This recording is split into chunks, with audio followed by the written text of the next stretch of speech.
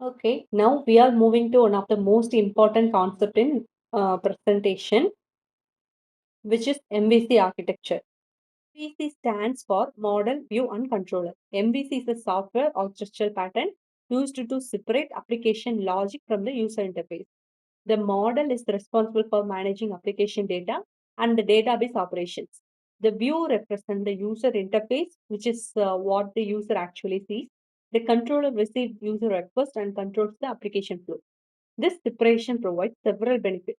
It makes the application easier to understand, develop, test, and maintain. Instead of putting all the code in one place, we divide responsibilities among these three components. So remember, model equals data, view equals user interface, and controller equals request handling. Next, let's understand the MVC components in more detail. First is the model. The model represents application data and communicates with the database. For example, in a student application, the model may handle student names, departments, marks, and other student information. Next is the view. The view display the information to the user. It can be an HTML page or a front-end interface. Finally, we have the controller. The controller receives the request from the user and decide what action should be performed. It communicates with the model when data is required and then send the appropriate result to the view. So the three components work together, but each component has a separate responsibility. Next slide. Now let's take a practical example of MVC. Suppose we are developing a student management portal, okay, our system, and the user wants to see the list of students. The user send a request through the browser. This request first reaches the controller. The controller understands that the student information is required. It then communicates with the model. The model interacts with the database and retrieves the student record. After receiving the data, the controller sends the result to the view. The view formats the information and displays the student list to the user. So the important point is that the view does not directly manage the database and the model does not directly handle the user interfaces. The controller connects these components. Okay, I hope this is clear.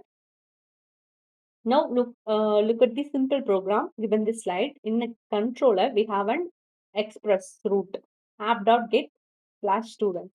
This means when the user send a get request to the student's URL, this route will execute. The controller then send the student data as a response. In the model section, we have a student.find. This represent retrieving the student record from the database. Finally, in the view, we have an HTML heading called student list. The output is student list displayed.